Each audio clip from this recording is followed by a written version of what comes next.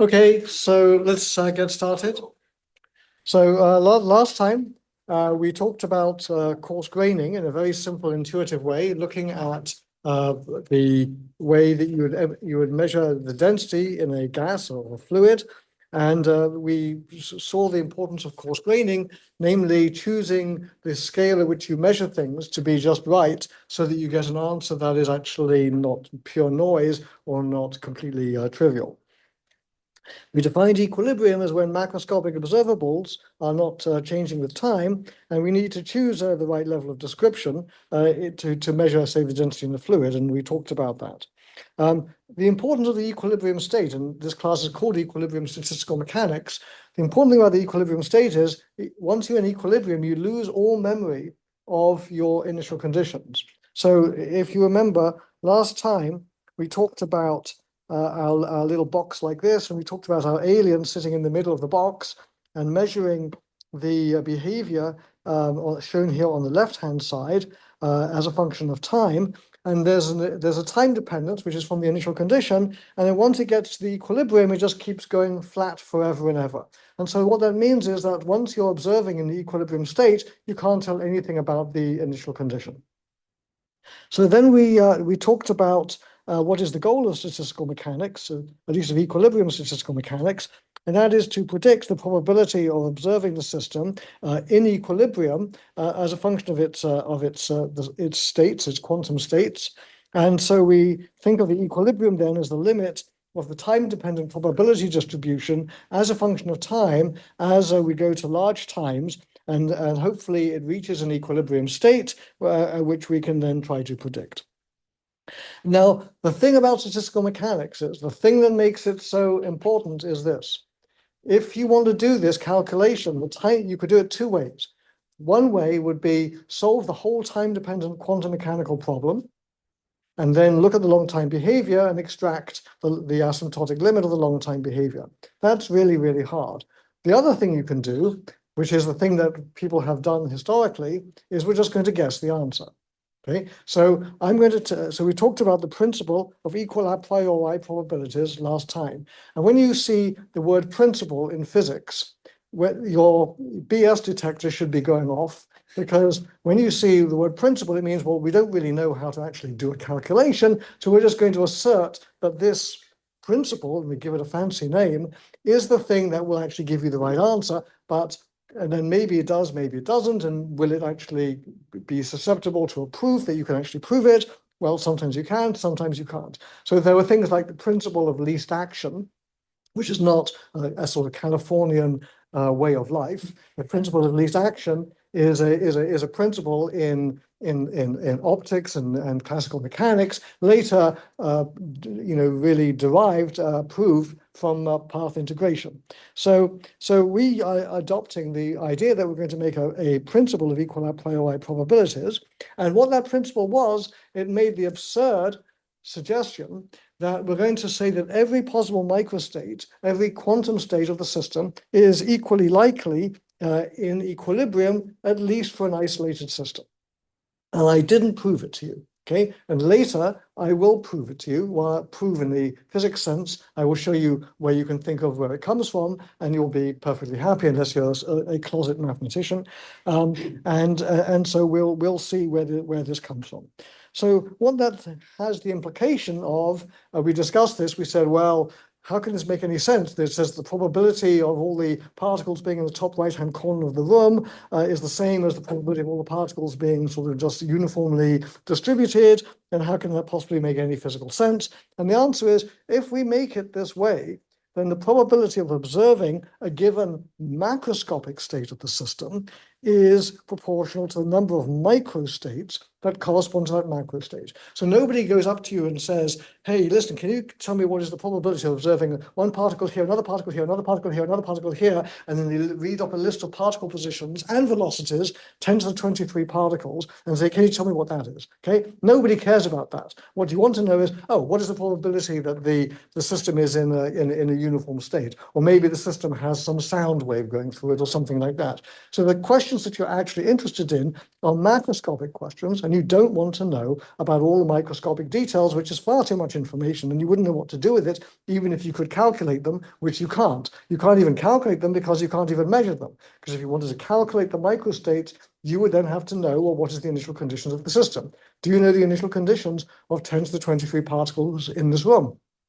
Definitely not. So there's no point in trying to compute something which is absolutely useless. That's a sort of physics principle of logical positivism. And so we just say, okay, we're not going to deal with that. So that's what we do. So then the outcome is that there's many different quantum states which are consistent with the uniform density of the system. All right, now what we're going to do today is we're going to do another principle, the principle of maximum probability, and we're going to talk about entropy. We're going to talk about systems in contact, and we're going to see that the values of the macroscopic observables are those which maximize the total number of microstates. And we're going to go through that in detail, and then most of this lecture is going to be about doing a calculation where we can actually do the calculation.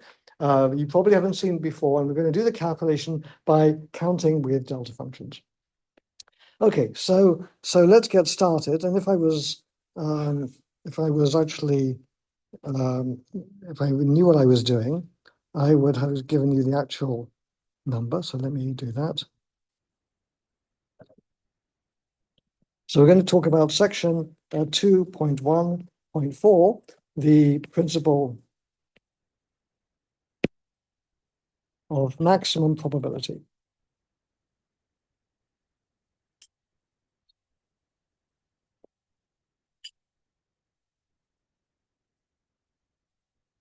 So the point is this: if all your quantum states have equal probability, then all we have to do then is basically count states. That's all we have to do. So basically, the principle of equal probabilities means that all we have to do is equilibrium statistical mechanics is just counting the states. So let's suppose we try to do that. So what we've got is a system with energy E.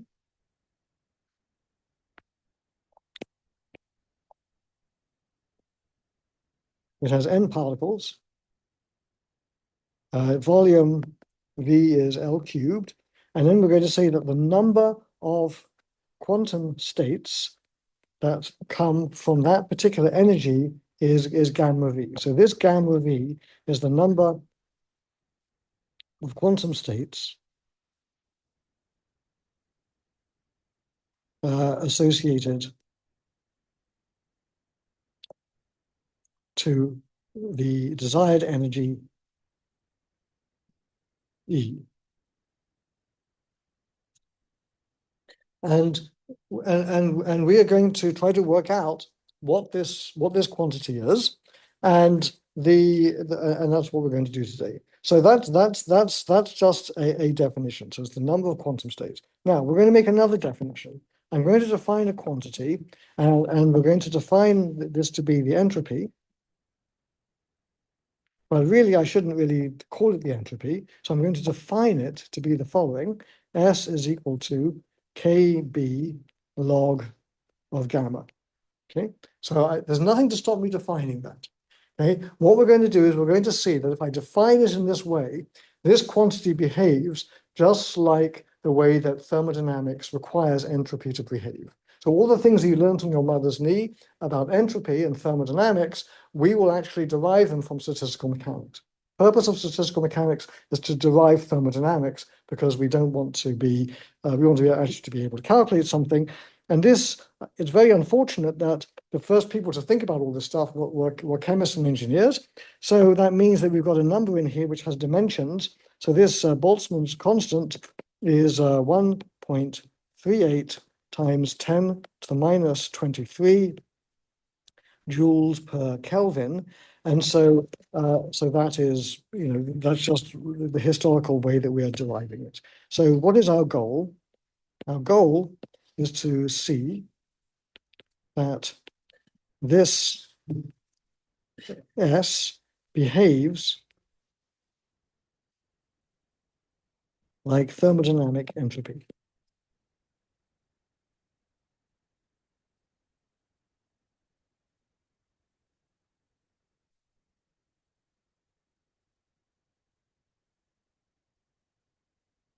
Okay, so let's see why that is. Well, remember that this system here, I didn't emphasize it, but I told it to you last time, but I want to emphasize it now. This is an isolated system.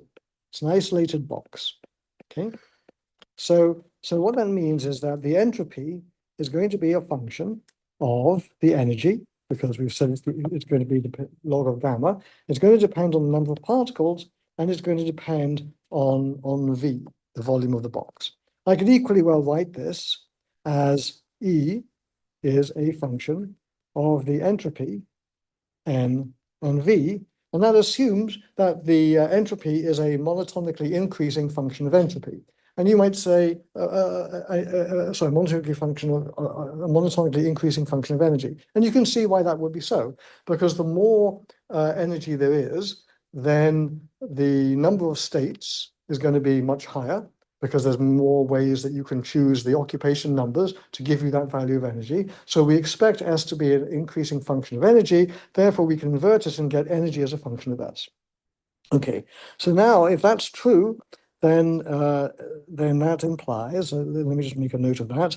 So we can say this because S is expected to be monotonically increasing function of energy. And so therefore, I can then invert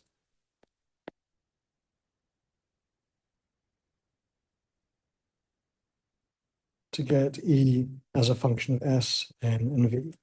Okay, so that's just that's that. So who cares about that? So then we are going to compute what is the derivative of the energy. So the derivative of the energy is written down like this. It's boy, I really like my handwritten notes better. I'm going to switch to my handwritten notes.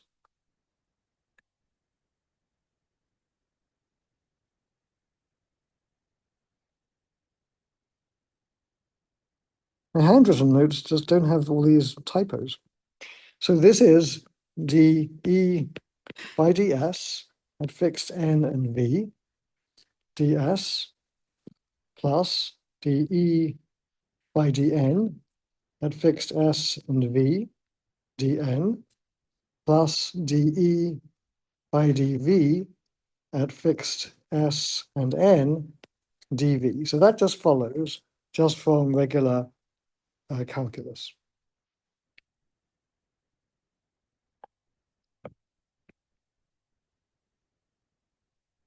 And these coefficients have names, and that's the thing. So we're going to give names to these coefficients.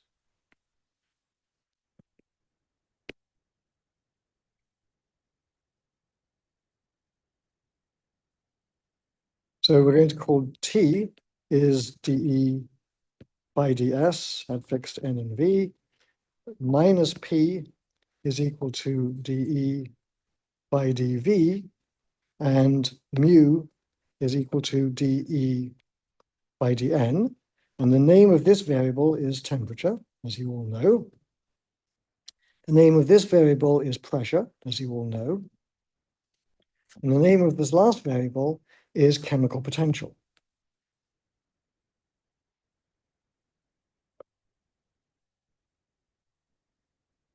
Okay, now you've all done some sort of thermodynamics, some sort of statistical mechanics in the past. How many people here have met chemical potential before? Okay, how many people here like chemical potential and understand what it actually means? Nobody. Everybody has seen it, but nobody knows what it means. Okay, so I'm going to promise you that in this class, I'm going to teach you what chemical potential really means and why it is a good thing.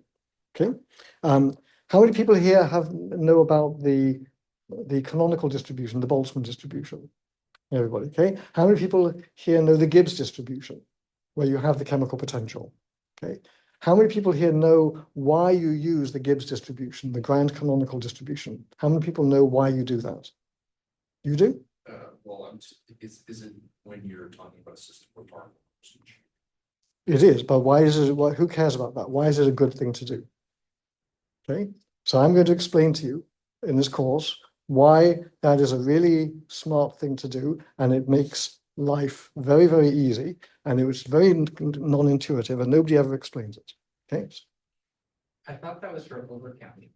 Is it? No, it's not for overcounting. This could be even true, but you're talking about what are the origins of factors or things like n factorial and things like that. But I'm not talking about that. I'm talking about why you use chemical potential, why you use the grand canonical distribution, the Gibbs distribution. Okay, we'll get to that. If you don't know what those terms mean, don't worry, I'm going to explain them to you. Okay, so these are names that I've given to these purely abstract quantities, and there's no reason that you should believe that any of this is true. There's no reason that you should believe that this thing is temperature, this thing is pressure, this thing is chemical potential. Okay, so now we're going to go and see why these things are why these names are correct. So the question is, why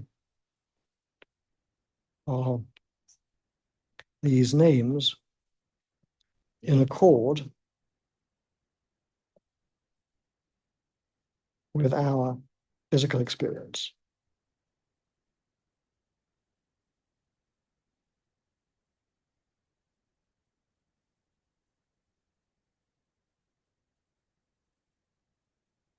Okay, so the way we're going to answer that is the following. When we talk about temperature, what do we think about what temperature means? In thermodynamics, you learned, okay, what is it, the first law of thermodynamics, whatever it is, well, one of the laws, zeroth law.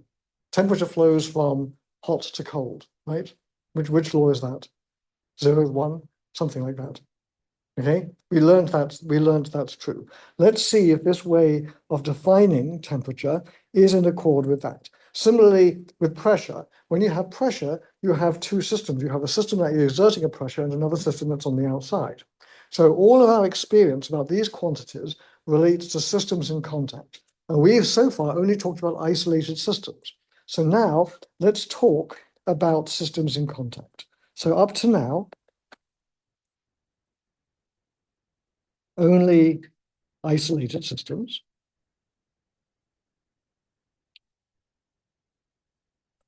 But our experience of temperature, pressure, etc., those all relate to systems in contact, not in isolation.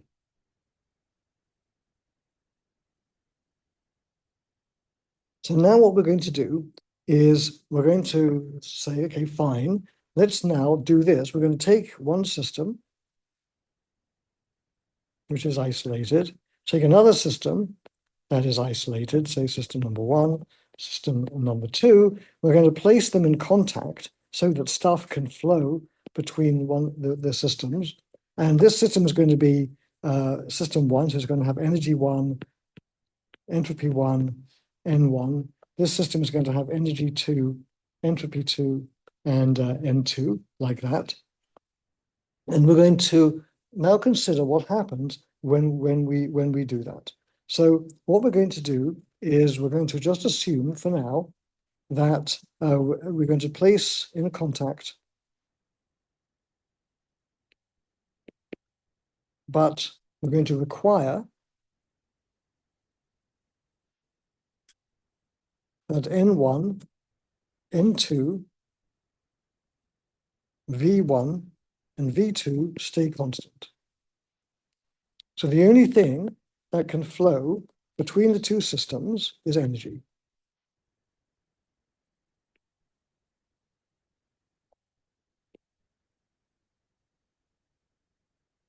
Now, what's going to happen? Well, we don't know anything about these systems, but suppose I now draw a box around these two systems, And I say this box here that surrounds both of these systems, that, excuse me, that is itself an isolated system. So if that's an isolated system, then I can apply the principle of equal a priori probabilities to the isolated system, in which are two other systems which are not isolated but able to exchange energy. So that's the basic trick that we're going to use. We're going to make a system that is isolated, but then have the combined system in the middle be exchanging energy. So only energy flows, and so what that means is that the combined system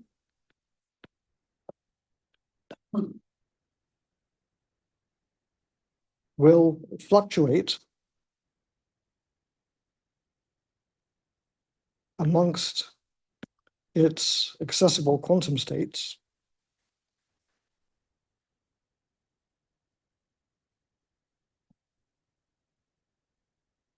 and the total energy will stay fixed.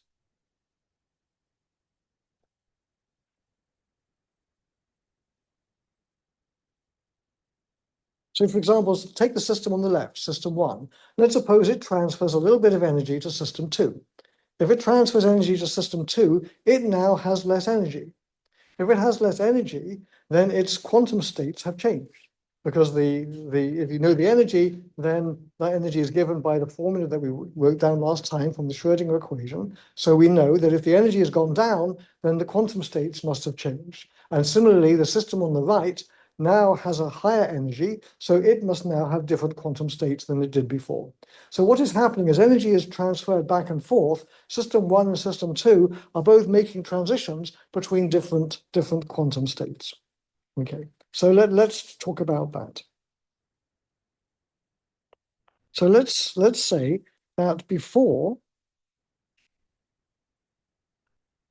the system 1 and 2 are placed in contact,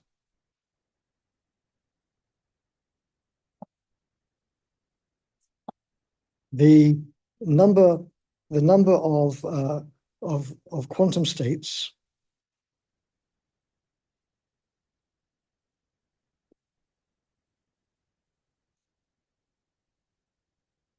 for system 1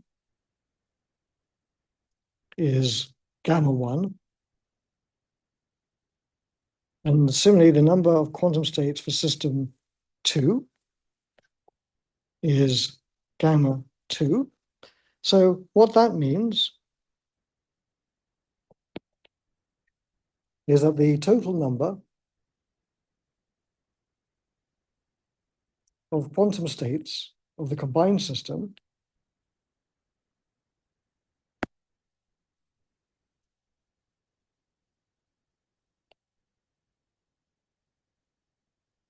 is equal to gamma 1 times gamma 2.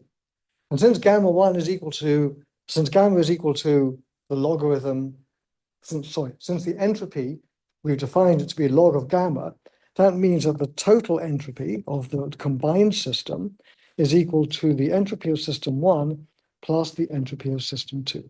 So this is just before the two systems are placed in contact. Okay, so now the question is, what happens afterwards? Okay, so next,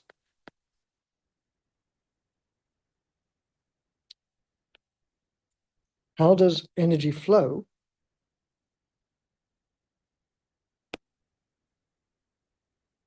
between the two systems after being placed in contact?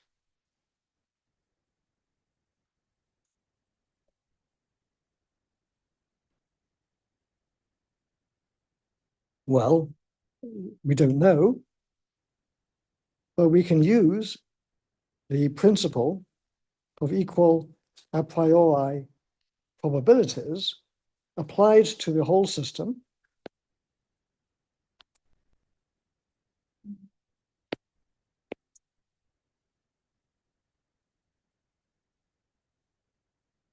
And what does that say? What it says is we're more likely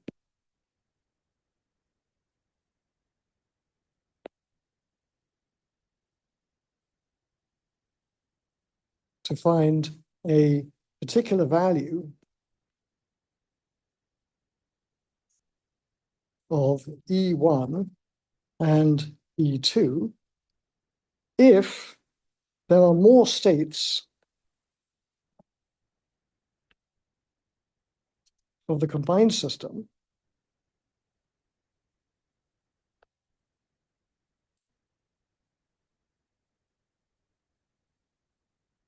with those energies. Okay, that's the whole point about the principle of equal a priori probabilities. The more ways you can realize it, the more likely that state is going to be realized. So what that means is, let's suppose this implies then that if energy flows from 1 to 2, that is going to decrease E1 and thus gamma 1, and it will increase E2 and thus gamma 2, and this will occur, this will be more favorable than the previous state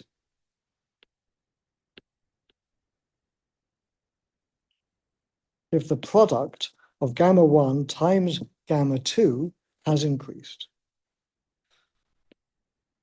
So energy has flowed from system 1 to system 2. The number of states of system 1 has gone down. The number of states of system 2 has gone up. But the number of states of the two things multiplied together might now be bigger than the initial state of the system was. So that means it's now more likely to be seen as more like is a part of the journey of the system towards equilibrium.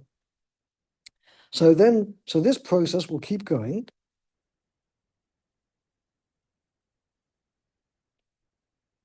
Will keep going. Energy flows.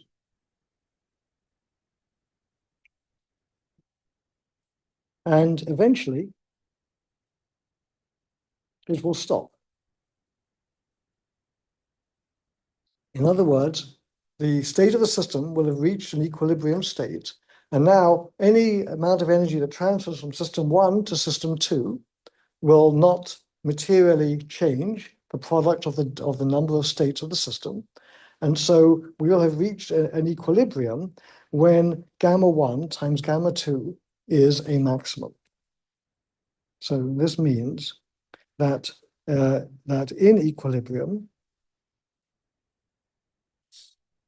when the energy flow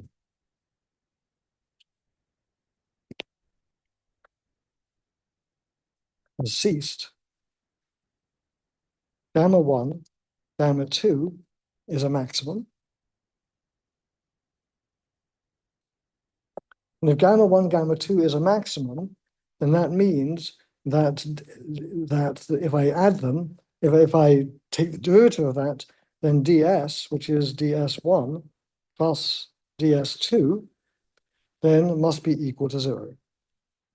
You had a question? There's a quick question? Yes. Yeah. Okay, I get intuitively why we can't use the principle of equal a priori probability for a non-isolated system.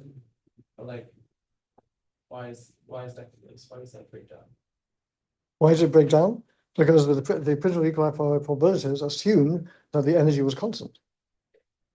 And if it's not isolated, then it's not a constant. But if I look at this combined system and put a box around that, that's isolated. So the total energy of that is now constant. So if the total, we've got this picture then where energy can flow between these two subsystems, and it will stop flowing when the product of the number of states of system 1 times the number of states of system 2 is a maximum. Okay, that's when it's going to stop flowing because it can't increase it any further. If it's a maximum, then since the entropy is the log of gamma, then that means that ds equals ds1 plus ds2 is equal to 0. Okay, so that means, well, remember that we did all this with N1, V1, N2, V2 are fixed. If you now go back to our equations over here, this equation here in the box on the left. So all of those derivatives, which are with respect to constant n and constant v, those are going to be equal to 0. So what that means is that ds1 is equal to ds1 by de1 with fixed n and v, de1,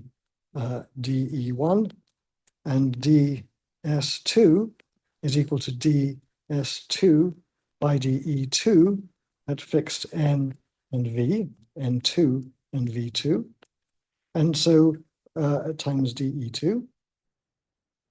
This condition over here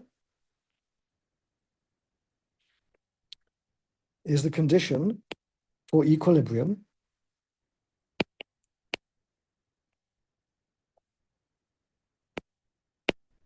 And so since the total energy of the system is constant, then dE is equal to, dE is equal to dE1 plus dE2.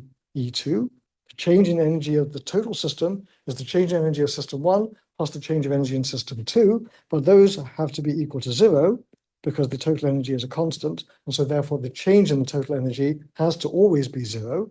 And so that means that dE1 is equal to minus dE2. And so now what we've just derived is that ds1 by dE1 minus ds2 by dE2 times dE1 must be equal to 0. dE1 is just whatever was the change in energy between systems 1 and system 2. So this is true regardless of the magnitude of dE1.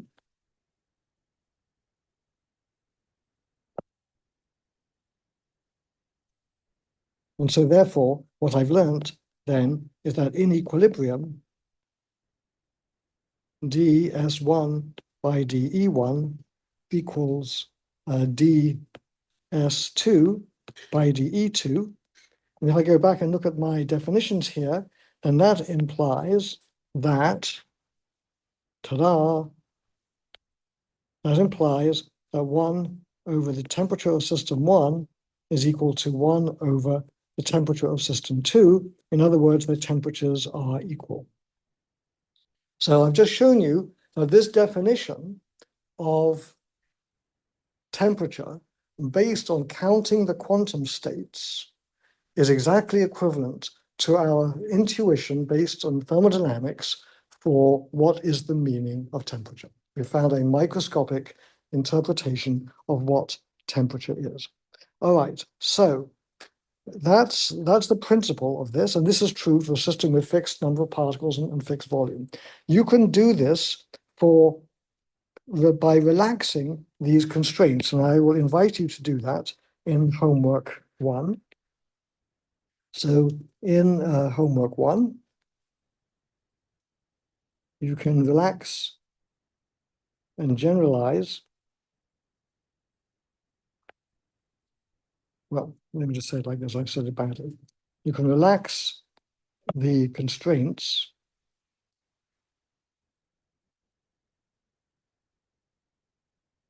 about constant N1 and N2 and V1 and V2. And when you do that, you will justify the interpretation of the other partial derivatives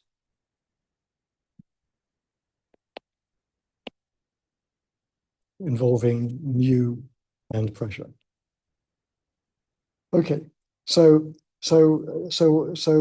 So when you do that, what you're going to end up showing is that the condition, I'm telling you the answer, the condition for mechanical equilibrium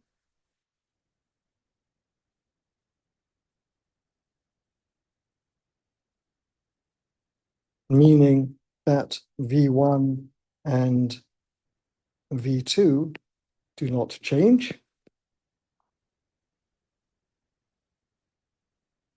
is that the pressures are equal,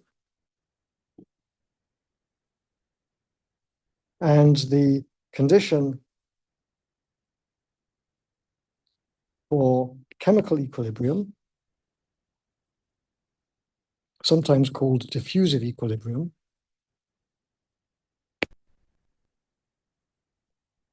is that the chemical potentials are equal.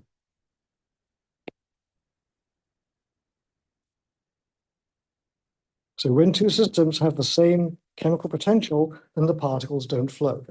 You've all seen a battery, right? You know what a battery is, right? You have one in your cell phone, for example, and everywhere else. Okay, the battery works because you have a chemical potential difference across the terminals of it, and that chemical potential difference then causes electrons to flow and then power your phone and whatever.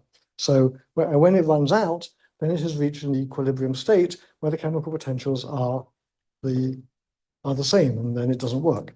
Similarly, if you look at ecosystems or you look at living systems, they work because their chemical potentials are different. Your chemical potential is different from your environment.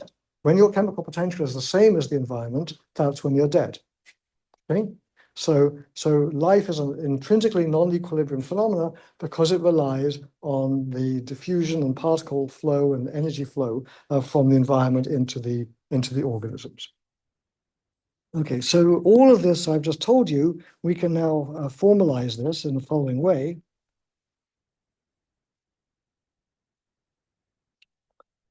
Principle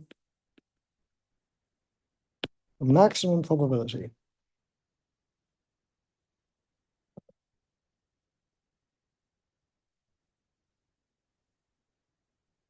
is that in equilibrium, the values of macroscopic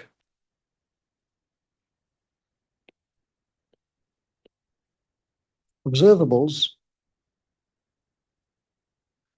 such as pressure, temperature, volume, are those which maximize the number of quantum states. Okay, so that's very powerful. Okay, so there's only one problem, and the only problem is we don't know how to calculate gamma. If we could calculate gamma, then we could compute what the entropy is, and we could do all these derivatives, and then we'd know everything there is to know about the system. But we don't know how to calculate it. So the next thing that we are going to do is we're going to learn how to count states.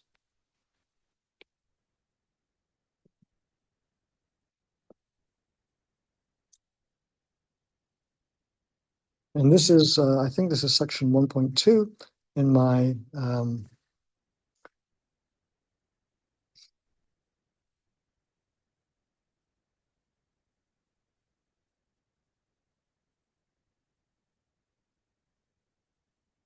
it's not section 1.2, it's section 2.1.5 in the written notes.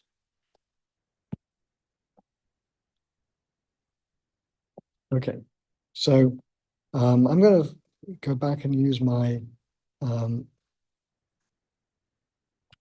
written notes because they seem to be slightly more reliable. Okay.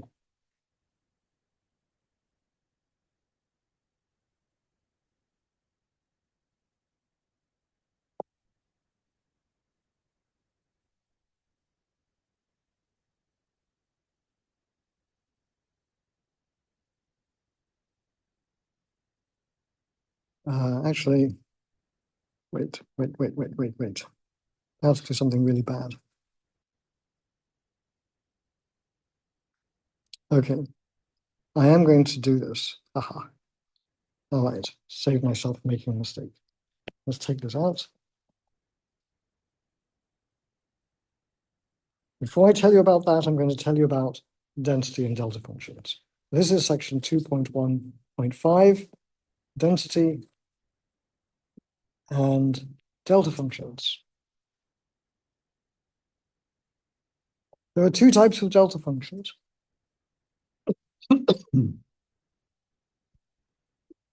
Excuse me. So there's two types of delta functions. One is called the Kronecker delta,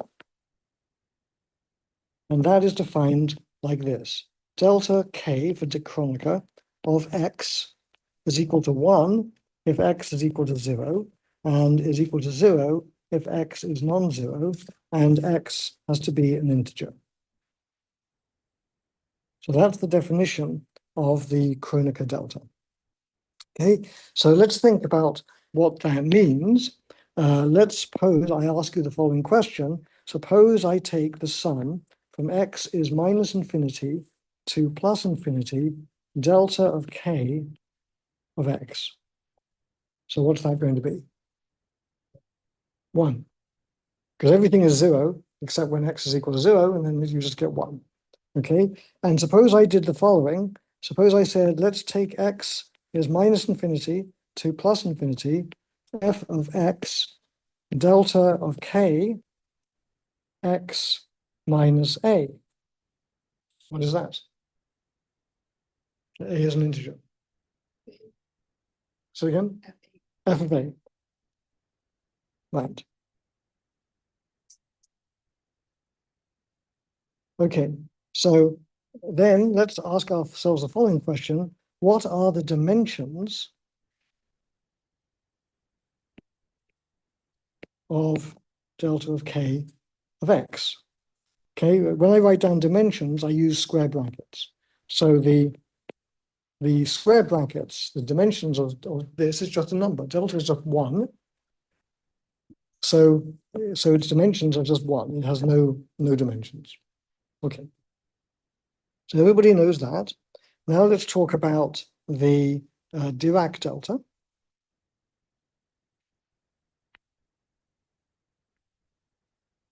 So I write the Dirac delta in the following way. Delta, I'm not going to put a subscript on that because it'll just get too complicated. So I don't put a subscript. If I remember it right, it means it's a Dirac delta. If I put a k on it, it's a Kronecker delta. So delta of x is equal to 0 when x is not equal to 0. And now x can be a real number, not an integer. Okay, that's the first thing. So delta of x is a very boring function. It's always 0. And what is its value when x equals 0? Well, okay, I'll tell you quietly, it's infinity, okay? But don't tell a mathematician that I said that, okay? So we don't really know how to define what it is when x is equal to 0, because it's a function that goes from 0 to infinity, and then back to 0 again in the space of nothing. So it's not really a function. You can write it as what's called a generalized function. There's a whole mathematical theory of that. But here's what we do know. If I take the integral of delta of x dx from minus infinity to plus infinity, then that is equal to 1. So this function, basically, you're supposed to think of it as being an infinite blip. Okay, so it looks sort of like this. Here's your x-axis, and then here's your delta of x, and what it does is basically nothing, nothing, nothing, and then here it's a big spike that goes to infinity, and then nothing. And the mathematical way to think about this is really, okay, I'm going to use generalized functions. So what does that mean? Well, what that means is this. I will think of this as the limit of delta L of x, and here's x, and delta L of x is a Gaussian. So let's suppose this is a Gaussian function, and it has width L, and it has area under the curve.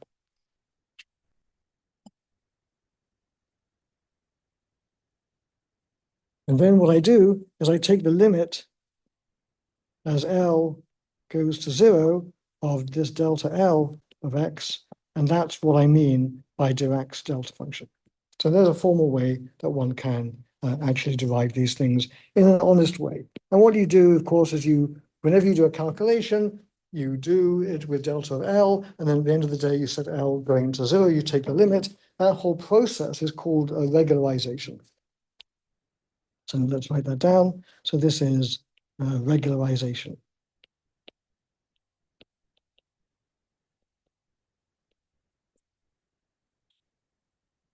Okay, so that's what that is. Now, one thing that you can note is that if we look at the fact that integral delta of x dx is equal to 1, what does that imply for the dimensions of delta of x?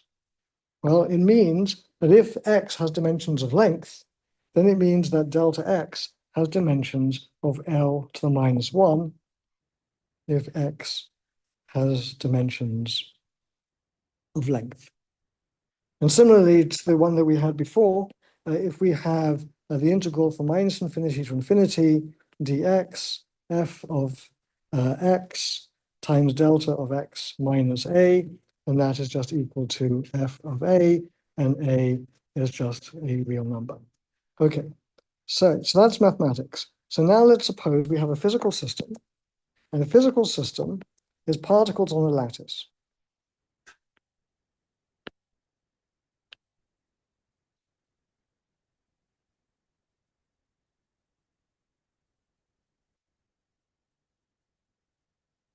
Okay, so basically I've got a lattice like this.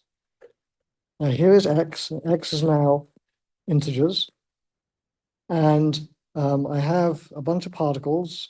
Say there's nothing here, then there's maybe 2 or 3 here, something like that. I've got some configuration of particles that sit at lattice sites, and the number of particles that can be at each lattice site is 1 or 0.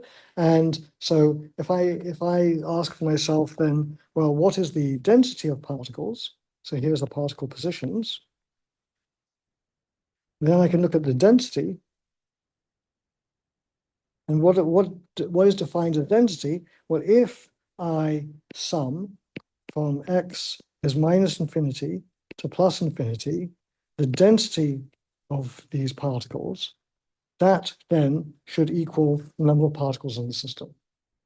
Okay, so what is a density? A density is a thing that if you sum over the entire system, you end up finding the total number of those things in the system. So this tells you what n is, and so I can think of this in the following way. So if I add this all the way up, I get nothing, nothing, nothing, nothing, nothing, nothing, nothing, nothing, nothing, and then when I hit this, I get 1. Nothing, nothing, nothing, nothing. I hit this, I get 1. Nothing, nothing, nothing, nothing, 1, 1, 1, nothing, nothing, nothing, 1, 1. I add them all up with these integers, and eventually I'm going to find the total number of particles in the system. So that's how that thing counts with with delta function. Well, I haven't shown you that yet, but so the question that we want to ask is what function, in order to have this property.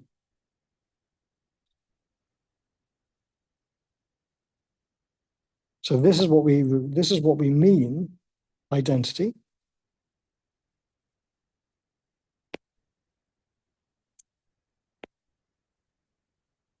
And so the question is, what should rho of x be? So now we want to find rho of x.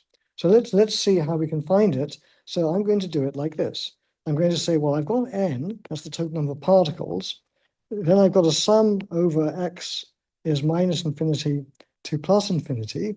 And then now what I'm doing is everywhere, like I march along here, I get a 1 wherever the particles are. So what gives me a 1 wherever the particles are? That's the Kronecker delta. So I can think of this as being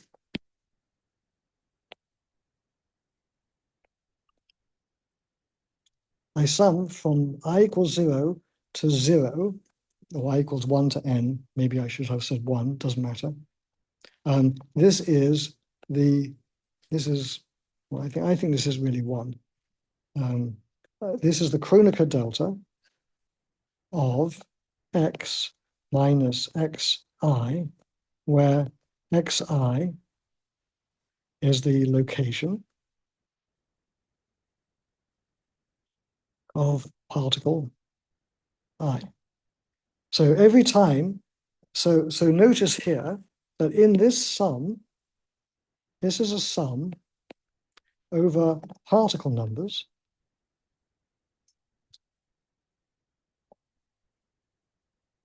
And this sum over here is a sum over lattice sites. So you tell me what lattice site you're at.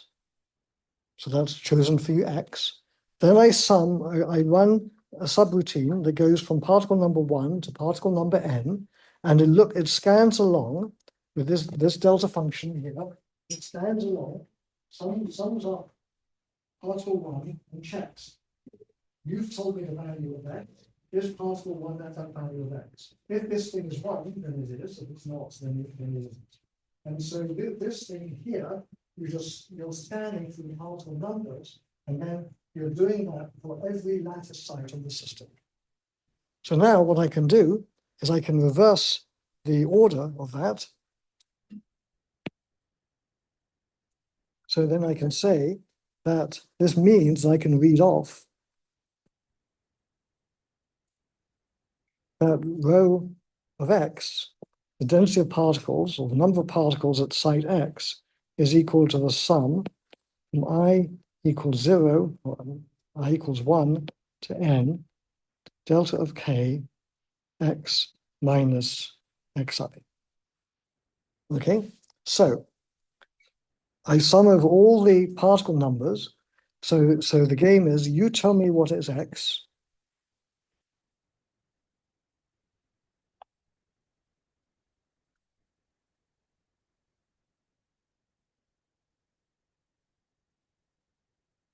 And then over here, I scan through every particle from 1 to n, and I see if any particle is at the point x. And how will I know if a particle is at the point x? I'll know this if the Kronecker delta gives me 1, and so then rho of x will equal 1. So this is a detector.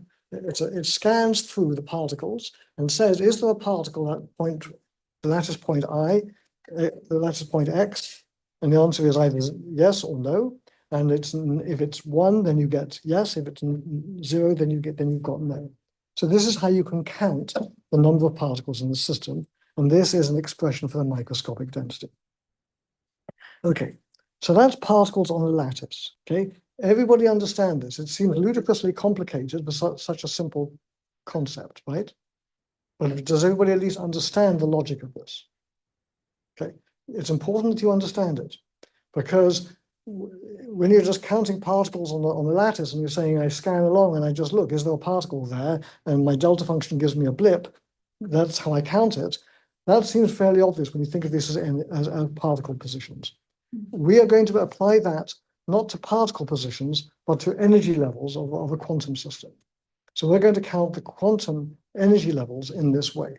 And so it's important that you understand this very simple picture of what happens on the lattice. Okay, so now we're going to do a next thing. We're going to do something different. We're going to do particles on a line. Okay, so what's the difference? Well, a line is a continuum.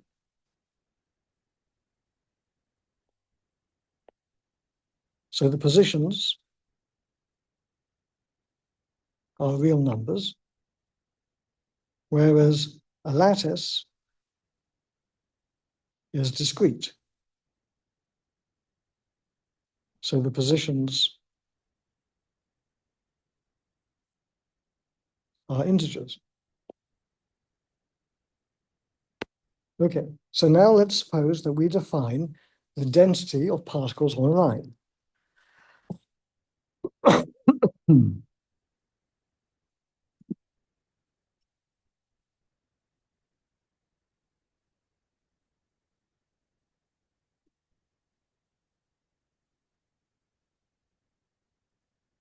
So I've got n particles on a line. So here's my line, and here's my particles.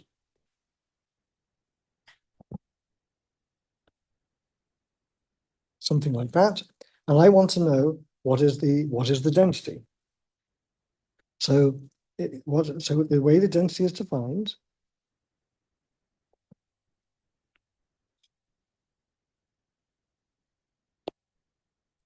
by this. I integrate the density from minus infinity to plus infinity. And if that's the density, then that should give me the total number of particles in the system. Okay? And then as before, because it has integral dx rho of x, this implies that the dimensions of rho of x are space to the minus one. Okay. Then what else do we know? Well, what we know is, let's suppose I've got a particle here. This is particle, let's say particle number one. Let's say it's there. And if I take the integral from minus infinity to plus infinity, dx of delta of x minus x1. So I put in the position x1, so it's 3.9241675 something. And now I integrate the delta function between from minus infinity to plus infinity of x minus x1, I am going to get the number 1. If I now do that for particle number 2, so I say infinity, minus infinity to infinity, delta of x minus x2, then I'm going to go along, and let's suppose here's particle x2. I've chosen this value, and I go along there, and blip, I find my integral gives me equal to 1. So then I get 1, and so on and so forth. And so therefore, I can do this now for all the particles. So therefore, I can then say, and do the same thing now from minus infinity to infinity, dx delta of x minus xn. That's going to equal 1. And so therefore, what I conclude is that if I now were to do the integral from minus infinity to plus infinity, the sum from I equals 1 to n of delta of x minus xi, then that is going to equal n.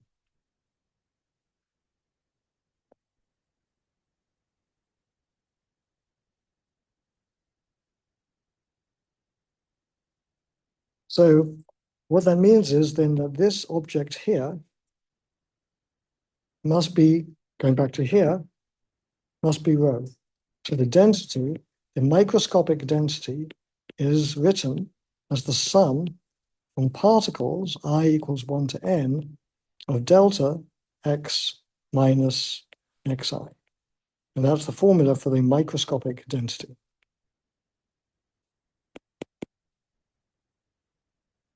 in a continuum.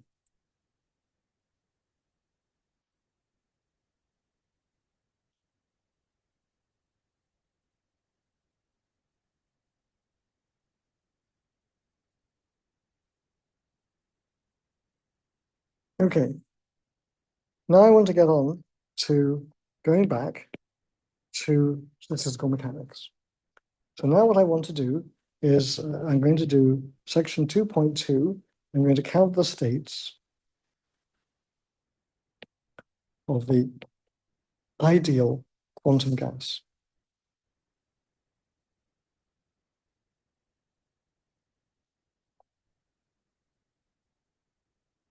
Okay, so section 2.21 is I'm going to do the expression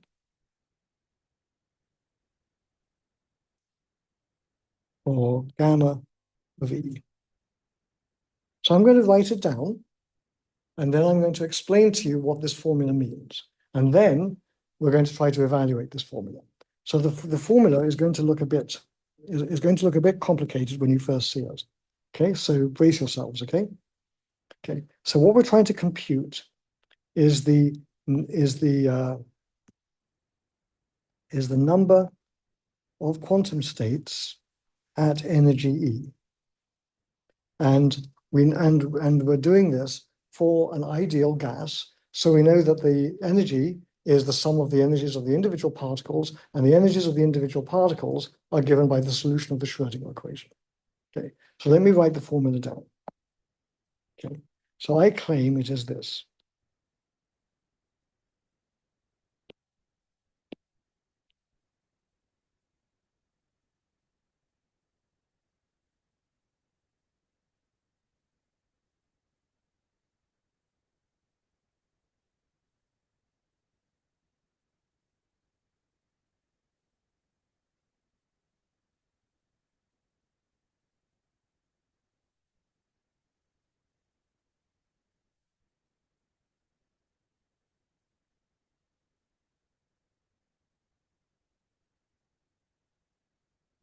So the N1 is the quantum numbers of particle 1.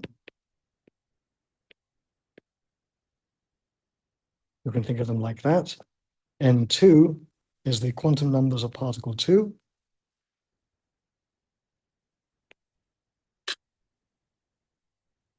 And so on and so forth. So this is a sum over here over particle numbers.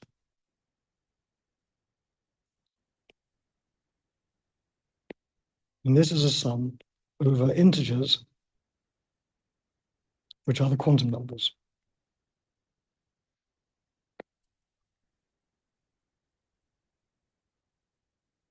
Okay, so that's the formula, except it's not quite correct. So there's one more thing that I need to do. I'm not going to I'm not going to fully justify it right now. We're also going to divide by 1 over n factorial. This is the 1 over n factorial that you are thinking about. Okay, so the why do we have this? So let me just remind you. So the question now is I'll come to you in a minute. Okay, question: why the 1 over n factorial? Okay, good question. So the answer is that particles, identical particles, are indistinguishable in quantum mechanics.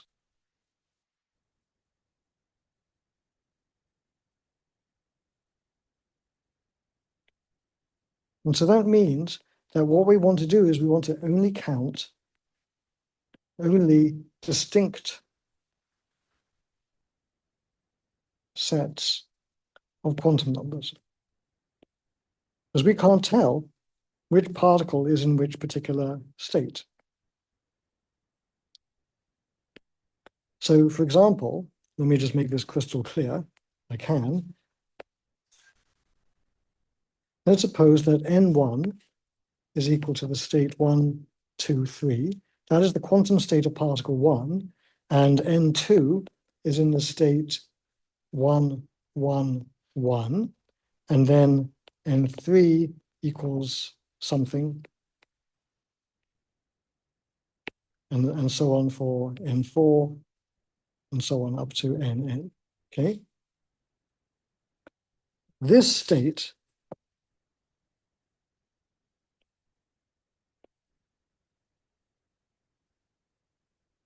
is indistinguishable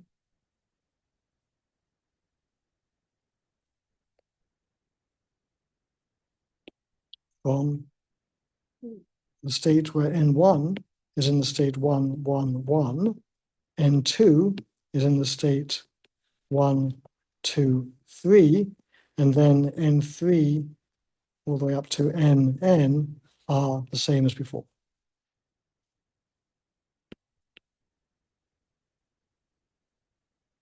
So when we do the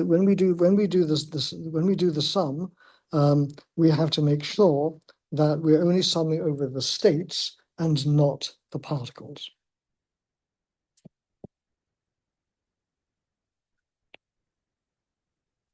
So what we're meant to do is we're counting we're counting states.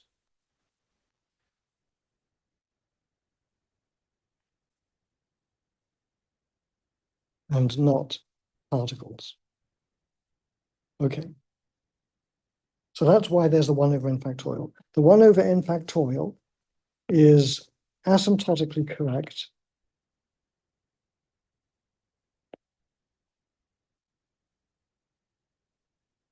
for n going to infinity. If n is not infinity, let's suppose n was 10, then you get a much more complicated expression. You have to list all the different quantum states and all the possible ways that they're excluded. You have a horrible problem in combinatorics, and nobody wants to do that. So we're going to be interested in the thermodynamic limit where there's a large number of particles, and in that case, all we have to do is say, well, all we're doing is just permuting the particle numbers. If we're permuting the particle numbers, then there's n factorial different particle numbers for any given state, and so we just divide by n factorial so that we avoid overcounting. So it's asymptotically correct for n goes to infinity, and in this limit, we do the unconstrained sum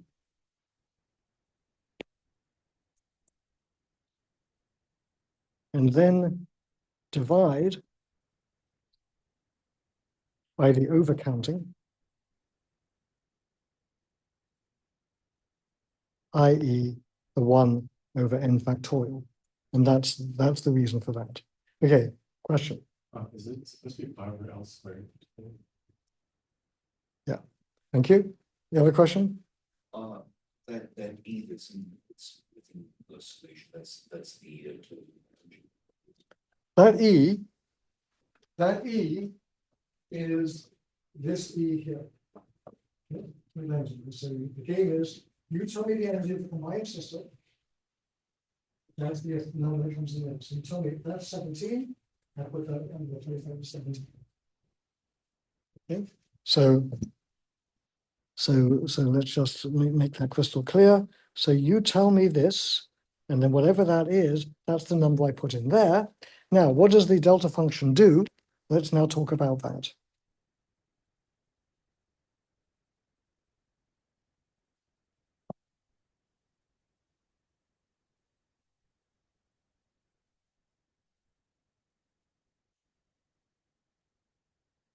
So the answer is, first of all, you tell me what E you want.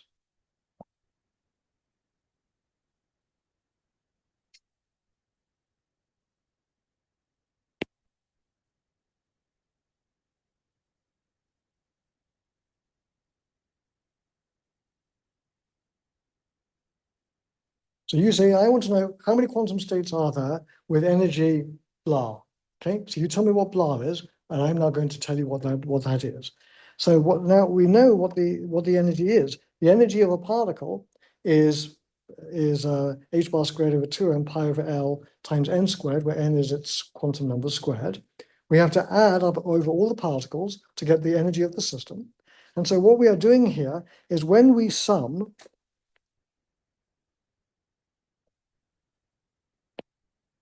over the quantum numbers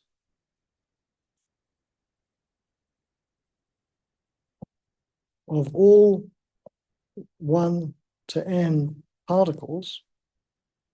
So this sum over n that I've written down here, I want you to think of this as sum over the possible values of n1, sum over the possible values of the quantum numbers for particle 2, etc., etc., etc., all the way up to sum over the possible values of the quantum numbers for particle n.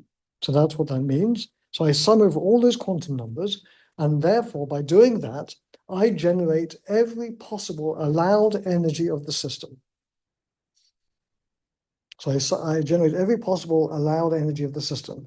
So then you say, okay, well, you've given me the E is 17 joules, whatever it is.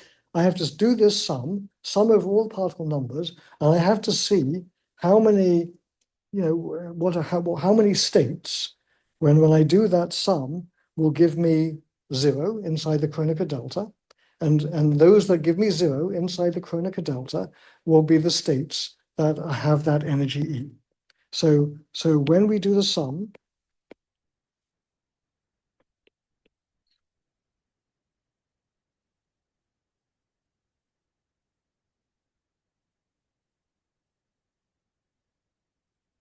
we see what is the total energy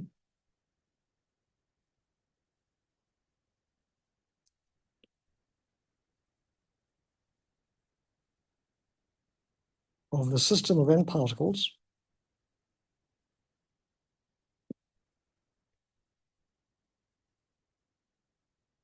and if that energy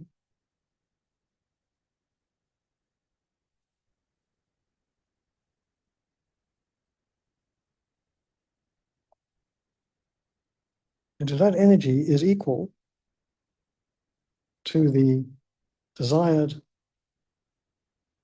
value of E, then the argument of the Kronecker delta is 0.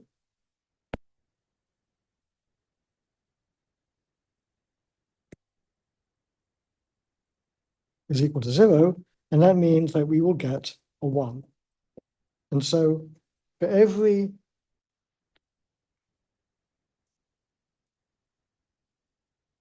combination of the quantum state numbers, we then count how many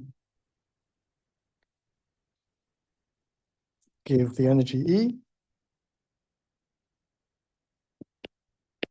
and then that tells me how many quantum states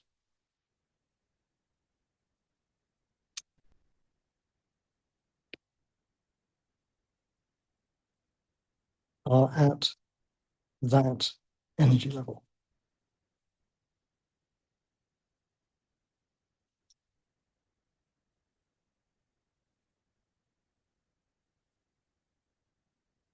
Okay, what is going to be the answer when we do this sum? So let's suppose you come along and you say, okay, E is 17.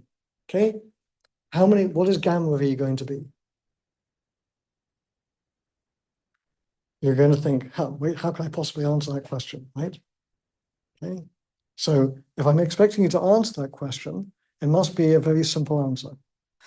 Okay, but you can answer it. So what is going to be the answer? What? No, I want to know exactly, to all decimal places.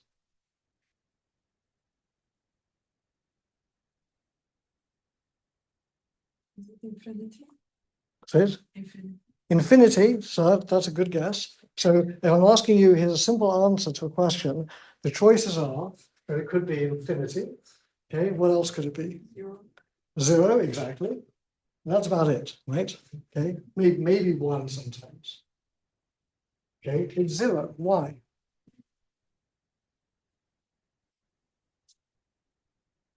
So think about it this way. I asked you, give me a value of E, and you knew nothing about my system. So you said, I don't know how many particles you have in your box. I don't know how big the box is. I don't even remember what the mass of the particles is. I don't know what Planck's constant is.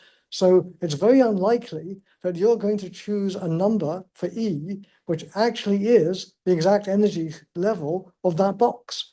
Almost certainly, you're going to find a number that is 17, and there's no state of the system that has the energy E. Okay, so what that means is, so let's just say, so that for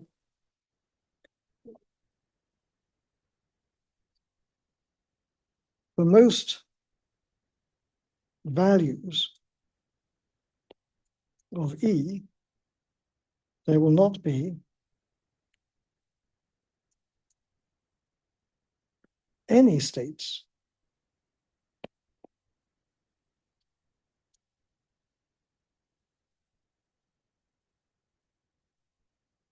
that get exactly that number.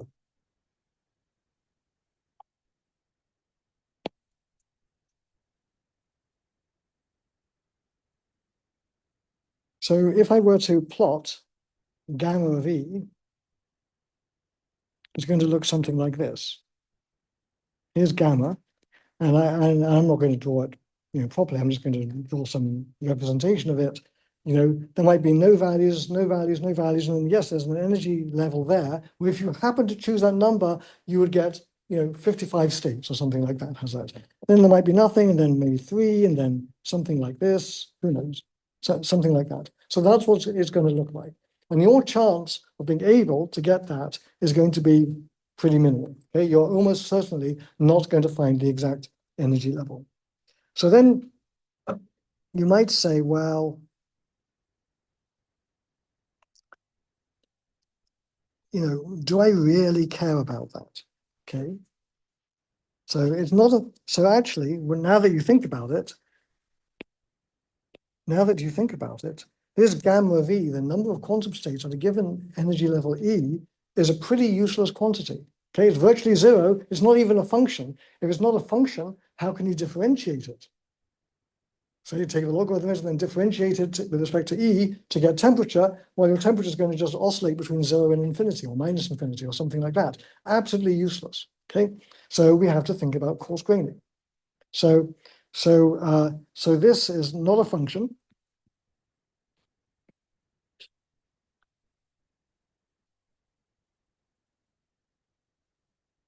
Can't differentiate it.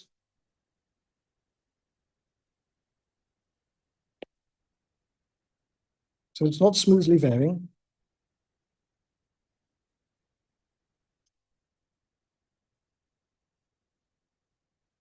So we have to coarse grain.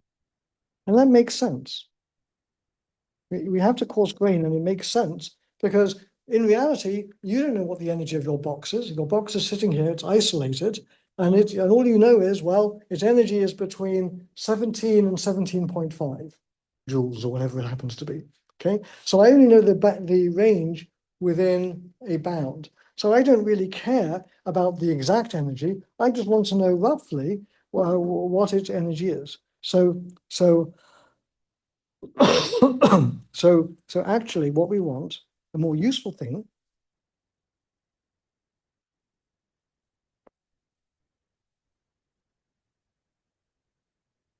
a more useful question is how many states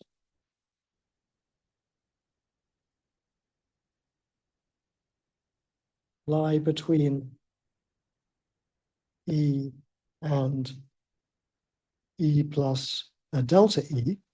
And we're going to choose delta E to be large compared to the spacing between the energy states.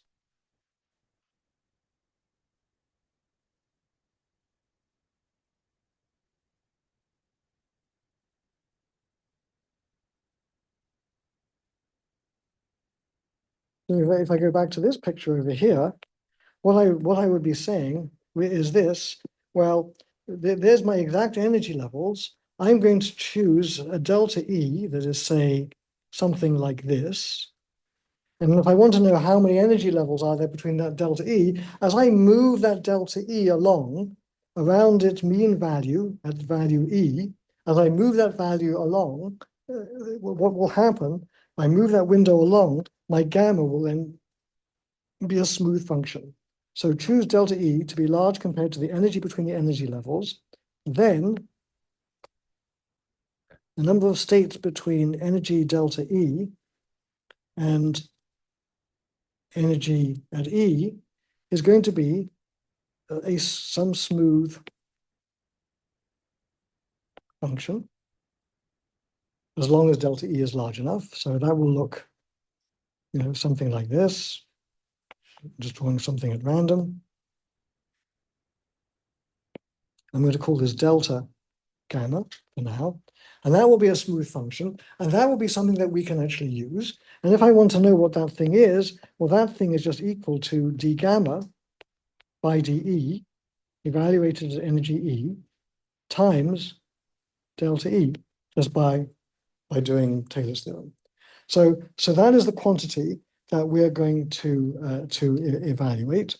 And that really is the more useful way of writing down the entropy. So next time,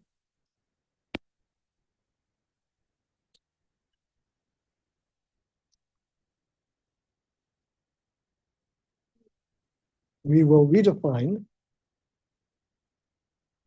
our entropy as basically the number of quantum states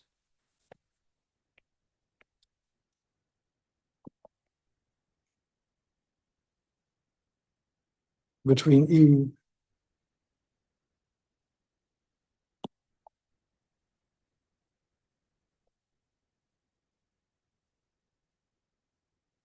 and E plus delta E. And that will be the quantity that we can then easily calculate. And how we're going to calculate that, we're going to literally coarse grain our delta function thing and see how to compute that. So that's what we'll do next time. And that is where we will end for today.